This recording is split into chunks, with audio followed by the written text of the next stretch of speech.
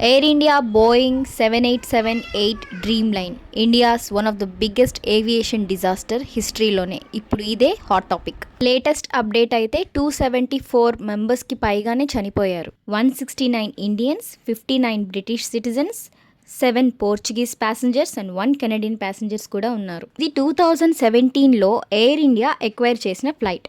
ఇది పాత ఫ్లైట్ కూడా కాదు, పైగా ఇది ఫుల్ సర్వీస్ క్యారియర్. లో కాస్ట్ అసలే కాదు. ఇవి బ్రిటిష్ ఎయిర్లైన్స్ లాగా చాలా ఎత్తుకి ఎగరగలిగే ఫ్లైట్. ఎంత ఎత్తుకి అంటే సుమారు 30,000 నుండి 40,000 అడుగుల ఎత్తుకి ఎగరగలవన్నమాట. పైగా ఇది డైలీ రన్ ఫ్లైట్, అంటే ప్రతిరోజు అహ్మదాబాద్ నుండి లండన్కి వెళ్తుంది. సుమారు 10 గంటల జర్నీ, అంటే లాంగ్ డ్యూరేషన్ ఫ్లైట్ ఇది. మరి అలాంటి ఫ్లైట్ ఎందుకు ఒక్కసారిగా కుప్పకూలింది? ప్రాపర్ ఆల్టిట్యూడ్ మెయింటైన్ చేయలేక 600 అడుగుల ఎత్తులోనే కూలిపోవడం జరిగింది. 30,000 నుండి 40,000 అడుగుల ఎత్తుకు ఎగరగలిగే ఈ ఫ్లైట్ జస్ట్ 600 ఫీట్ దగ్గర, అంటే 600 అడుగుల దగ్గర కూలిపోవడం ఏంటి? ఎమర్జెన్సీ ల్యాండింగ్ ఎందుకు చేయాల్సి వచ్చింది? బ్లాక్ బాక్స్లో బయటపడ్డ ఆధారాలేంటి? ఇది మెయింటెనెన్స్ ఫాల్టా, పైలట్ ఫాల్టా, లేదా ఏటీసీ వాళ్ళ ఫాల్టా? బ్రతికి బయటపడ్డ ఒక్క అదృష్టవంతుడితో పాటు మరో 7 కూడా సేఫ్ ఎలా? ఈ విషయాలన్నీ మనం ఇప్పుడు తెలుసుకుందాం. నేను మీకు ఈ ఒక్క విషయం చెప్తాను, మీరు అస్సలు నమ్మరు చూపించే వరకు. సరిగ్గా వినండి. కరెక్ట్గా 12th June 2025 morning mid day news పేపర్లో ఒక యాడ్ వచ్చింది. ఒక ప్లేన్ ఇలా ఒక బిల్డింగ్ నుంచి చొచ్చుకు రావడం, అది కూడా సరిగ్గా ఆ రోజే, ప్లస్ అదే కంపెనీ ఎయిర్ ఇండియా. అదే రోజు మధ్యాహ్నం 1:40:32 ఈ ఎయిర్ ఇండియా ప్లేన్ క్రాష్ అయింది. అలాగే ఒక హాస్టల్ మీదకు చొచ్చుకు వెళ్ళింది. మరి ఇది కోయిన్సిడెన్సా లేక వెల్ ప్లాన్డా? ఒకరు వాళ్ళ నానమ్మని కలుసుకుందామని హాస్టల్లో ఉన్న టీ స్టాల్కి వెళ్ళడంతో అతను చనిపోయాడు. మరి కొందరు ఒక బ్యాచ్గా ఫామ్ అయ్యి మెస్లో భోజనం చేస్తూ టాపిక్స్ డిస్కస్ చేస్తూ వాళ్ళ ప్రాణాలు పోయాయి. Air India Boeing 787 dream line flight, దీనికి కెప్టెన్ మనందరికీ తెలిసిన పేరు సుమిత్ సబర్వాల్ గారు. ఈయన అస్సలు మామూలు వ్యక్తి కాదు. ఈయనకి 8,200 ఫ్లయింగ్ అవర్స్ టైం ఉంది. అంటే ఆయన క్యాపబిలిటీ, ఆయన ఎక్స్పీరియన్స్ మనం ఊహించుకోవచ్చు. కొన్ని కథనాల ప్రకారం సుమిత్ సబర్వాల్ గారు టేకాఫ్కి ముందే ఇంజన్ ఇష్యూ ఉందని రైస్ చేశారట. అందువల్లే 1:10 టేకాఫ్ అవ్వాల్సిన ఫ్లైట్ 1:40 వరకు టేకాఫ్ అవ్వలేదా? ఈ టెరిఫిక్ డిజాస్టర్కి గల కారణాలేంటో మనం ఇప్పుడు చూసుకుందాం. ఏటీసీ డిపార్ట్మెంట్ అంటే ఏమీ లేదండి, ఎయిర్ ట్రాఫిక్ కంట్రోల్ డిపార్ట్మెంట్. అంటే ముందు ఒక డిజిటల్ సిస్టమ్స్ ఉంటాయి, వాళ్ళు ఆ డిజిటల్ సిస్టమ్స్ని చూస్తూ ఈ ప్లేన్ని మానిటర్ చేస్తూ ఉంటారు. అంటే ఏ ఫ్లైట్ ఎప్పుడు వెళ్ళాలి, ఎప్పుడు టేక్ ఆఫ్ తీసుకోవాలి, ఎప్పుడు ల్యాండ్ అవ్వాలి, అండ్ దీనికి తగ్గ వెక్టార్ లైన్స్, ఇవన్నీ మానిటర్ చేసే వాళ్ళని ఏటీసీ ఆపరేటర్స్ అంటాం. పైగా ప్లేన్లో ఏదైనా ఇష్యూ ఉన్నప్పుడు పైలట్ కమ్యూనికేట్ చేసే వాళ్ళే ఈ ఏటీసీ.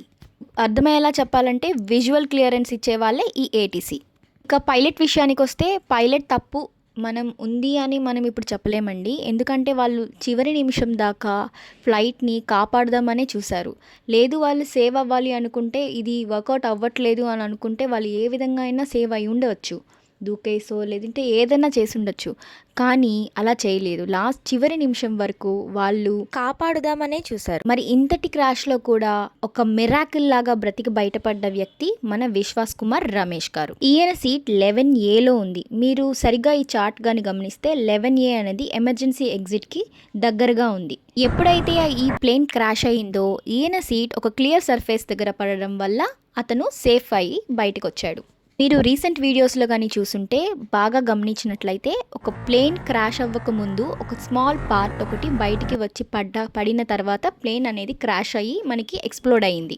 ఆ చిన్న పార్టే తిన సీటా అనే దాని మీద ఇప్పుడు ప్రాపర్ ఇన్వెస్టిగేషన్ జరగనుంది. ప్లేన్ స్టార్ట్ అవుతున్నప్పుడు సరిగా థ్రస్ట్ లేక, పవర్ లేకో, మరి ఇంజన్ ఫెయిల్ అయ్యో, లేదంటే ఫ్యూయల్ ఇన్సఫిషియంట్ ఓవర్ వెయిట్ అయిపోయో తెలియదు, కానీ అది ప్రాపర్ ఆల్టిట్యూడ్ని మెయింటైన్ చేయలేక అది ఎమర్జెన్సీ ల్యాండింగ్ని చూస్ చేసుకోవాల్సి వచ్చింది. ఈ ఎమర్జెన్సీ ల్యాండింగ్కి కూడా థిక్ డెన్స్ రెసిడెన్షియల్ ఏరియాని సెలెక్ట్ చేసుకోకుండా వీళ్ళు ఒక హాస్టల్ని సెలెక్ట్ చేసుకోవడం జరిగింది. తక్కువ మంది ఉన్న హాస్టల్ని సెలెక్ట్ చేసుకోవడం జరిగింది. ప్లేన్లో దాదాపు 1.25 lakhs లీటర్స్ ఫ్యూయల్ ఉంది. అంత ఫ్యూయల్ ఒక్కసారిగా బ్లాస్ట్ అయితే దాని ఇంపాక్ట్ ఎలా ఉంటుందో ఒక్కసారి మనమే ఊహించుకోవచ్చు. అందరూ పైలట్స్ గురించే మాట్లాడుతున్నారు కానీ ఫ్లైట్ మ్యానుఫ్యాక్చరర్ గురించి ఎందుకు మాట్లాడట్లేదో అర్థం కావట్లేదు. ఈ క్రాష్కి కరెక్ట్ రీజన్ అండ్ దీని వెనుక దాగున్న మిస్టరీని ఛేదించే ఒకే ఒక్క హోప్ బ్లాక్ బాక్స్. ఈ బ్లాక్ బాక్స్లోనే మనకి దిమ్మ తిరిగే నిజాలు బయటపడతాయి. అసలు ఏంటి ఈ బ్లాక్ బాక్స్? బ్లాక్ బాక్స్లో బయటపడ్డ నిజాలేంటి? బ్లాక్ బాక్స్ అంటే ఏమీ లేదండి, మీకు అర్థమయ్యే భాషలో చెప్పాలంటే ఇప్పుడు మన ఇంటికి ముందు కానీ లేదంటే ఏదైనా మాల్లో, బ్యాంక్స్లో బయట సీసీ కెమెరా ఉంటుంది కదా, సీసీ కెమెరా ఎలా అయితే వర్క్ చేస్తుందో ఇది కూడా, ఈ బ్లాక్ బాక్స్ కూడా అలాగే వర్క్ చేస్తుంది. అంటే ఇది డేటా కలెక్టర్స్ అన్నమాట. బ్లాక్ బాక్స్లో 2 టైప్స్ ఉంటాయండి, ఎఫ్డిఆర్ అండ్ సివిఆర్. ఎఫ్డిఆర్ అంటే ఫ్లైట్ డేటా రికార్డర్. ఇది ఫ్లైట్ పారామీటర్స్ అన్నిటినీ రికార్డ్ చేస్తుంది, లైక్ ఆల్టిట్యూడ్, ఇవన్నీ ఫ్లైట్ డేటా రికార్డర్స్ కిందకి వస్తాయి. అలాగే కాక్పిట్ వాయిస్ రికార్డర్ సివిఆర్ అంటే ఇది సౌండ్స్, వైబ్రేషన్స్, మన ఆడియో ఇవంతా కలెక్ట్ చేసేది కాక్పిట్ వాయిస్ రికార్డర్. డీకోడ్ చేయడానికి మనకి 10 to 15 days పడుతుంది. బ్లాక్ బాక్స్ అంటే పేరుకు తగ్గట్టు బ్లాక్ కలర్లో ఉండదండి, దీన్ని బ్రైట్ ఆరెంజ్ కలర్లో డిజైన్ చేసి ఉంటారు. ఇది విమాన వెనుక భాగంలో అమర్చి ఉంటారు, ఎందుకంటే ఏదైనా ఎక్స్ప్లోడ్ జరిగినప్పుడు, ఏదైనా క్రాష్ జరిగినప్పుడు వెనుక భాగం అనేది కొద్దిగా లెస్ ఎక్స్ప్లోడ్ అయ్యే అవకాశం ఉంది కాబట్టి ఇది అక్కడ అమర్చడం జరుగుతుంది. ఈ బ్లాక్ బాక్స్ అనేది crash protected, resistant to fire, explosion, water and impact. లేటెస్ట్గా సివిఆర్లో మనకు బయటపడ్డ ఆడియో ఒకటి ఇప్పుడు వైరల్ అవుతుందండి. అదే పైలట్ సుమిత్ సబర్వాల్ గారు చివరి మాటలు. Mayday mayday mayday, no power no thrust going down. ఇవే final recorded words to ATC by Sumit Sabharwal గారు. అసలు ఈ మేడే కాల్ ఎందుకు చెప్పాల్సి వచ్చింది, ఎందుకు తీసుకోవాల్సి వచ్చింది? మేడే అంటే ఏం లేదండి, it's nothing but a life threatening emergency call. Proper power లేక, ప్రాపర్ థ్రస్ట్ లేక పడిపోతున్నాం, గోయింగ్ డౌన్, చనిపోతున్నాం అని ఈ చివరి మాటలు ఏటీసీకి అందించాలనుకున్నారు మన పైలట్ సుమిత్ సబర్వాల్ గారు. ఏటీసీ నుంచి కమ్యూనికేషన్ రాగలిగే లోపే కనెక్షన్ కంప్లీట్గా డిస్కనెక్ట్ అయిపోయింది. With in 32 seconds of take off ఇది ఎయిర్ క్రాఫ్ట్ కూలిపోవడం జరిగింది. చూసారా, ఇలా క్రాష్ అయినప్పుడు, ఎక్స్ప్లోడ్ అయినప్పుడు ఇలా బ్లాక్ నల్లటి పొగలాగా ఒకటి వస్తుంది చూసారా, దీని నుంచి బతికారంటే అదొక మిరాకిల్ అని అనుకోవచ్చు.